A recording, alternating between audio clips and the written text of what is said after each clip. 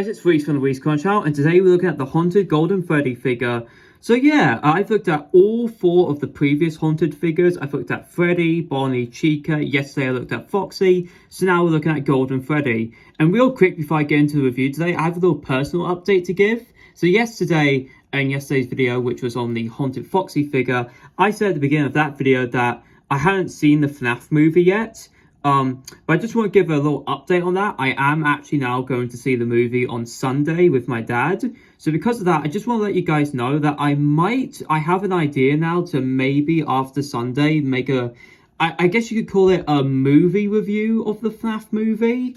And what I mean by that is I do like what most channels do when a movie comes out, where they release basically 2 versions of a review. They release a spoiler-free review, and it's just like the general thoughts on the movie, like the acting and like the tone and stuff like that. And then after that, once the movie, is like released in more areas and becomes more widely available, then they make a full-on spoiler review talking about like the story and their favorite moments from the movie in great detail, and the characters more in depth, and like possibly like the reveal and any possible like reveals, revelations. So if you guys would be interested to see that, please let me know, because I would really like to do something like that for the FNAF movie. So yeah. Anyways, enough about that. Let's actually talk about the figure itself.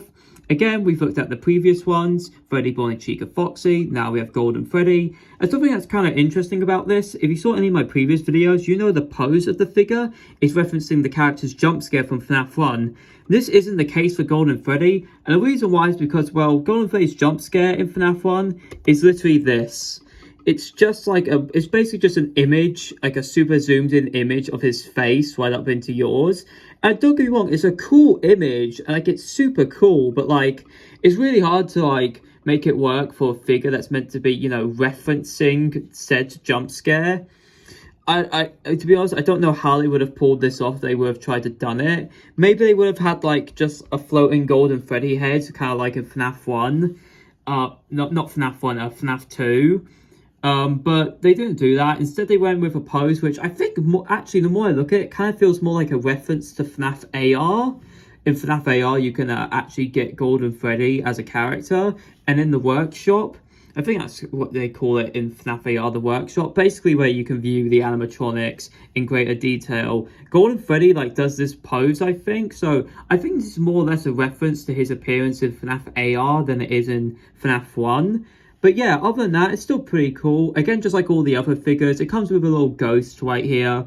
Something that would have been actually kind of interesting is if they had 2 ghosts with Golden Freddy, because for those who don't know, it's commonly accepted that there are 2 spirits possessing Golden Freddy. There's Cassidy, the fifth member of the 5th child that was involved in the missing children's incident, and then the crying child. Those are considered to be the 2 spirits inside Golden Freddy. So it's kind of interesting that Youtooz had it just be 1. I'm guessing they just did it for consistency with the other figures. If they had say a spirit here and a spirit there, it'd probably be a little weird for consistency and stuff. But it would have been really cool to see him acknowledge that general accepted theory and belief that there are 2 spirits within Golden Freddy. But yeah, again, there's not much else to talk about. And I've gone over this before, but I can't really talk about the figure that much because 1, I've already talked about it before, which you can find on the figures playlist, and 2, well, it's the exact same. The only difference being the pose and the little ghost, which again I've also talked extensively about in previous videos.